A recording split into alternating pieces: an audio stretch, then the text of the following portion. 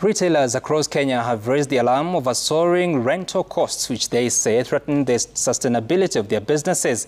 The Retail Trade Association of Kenya is urging both government and private sector stakeholders to address this issue and other pressing challenges, warning that without intervention, the retail sector could face significant setbacks. Dennis Otieno tells us more.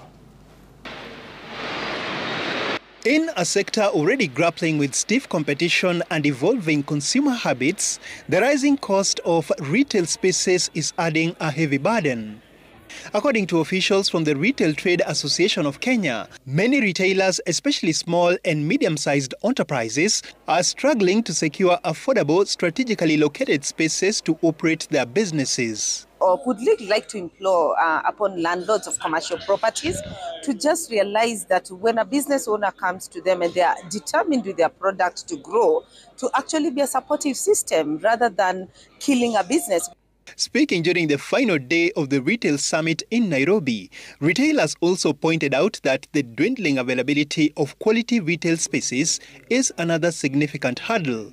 They argued that the current rental structures tend to favor large commercial entities, leaving smaller retailers with few viable options. The malls and the locations that tend to attract traffic have such a high cost in terms of rental, in terms of rent, and the cost that landlords are looking into per square footage. The cost of business locations and malls and these commercial locations really has to come down to also be able to accommodate the growing retailers and not just the big boys in the markets.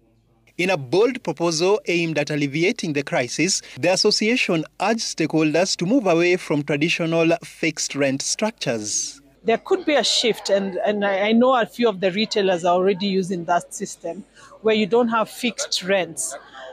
You have a baseline of rent, and then the top-up is based on your performance, which is very important because then it gives both the retailer and the mall owner the task of working together towards bringing in the crowds. Property owners present at the summit acknowledge the challenges, but emphasize the need for a balanced approach that safeguards all parties.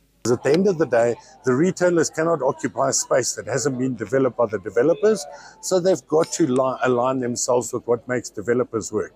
And similarly, developers can't be successful if the retailers themselves are not successful.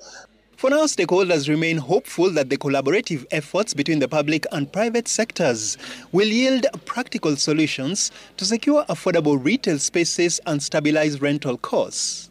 Dennis Otieno, Citizen TV.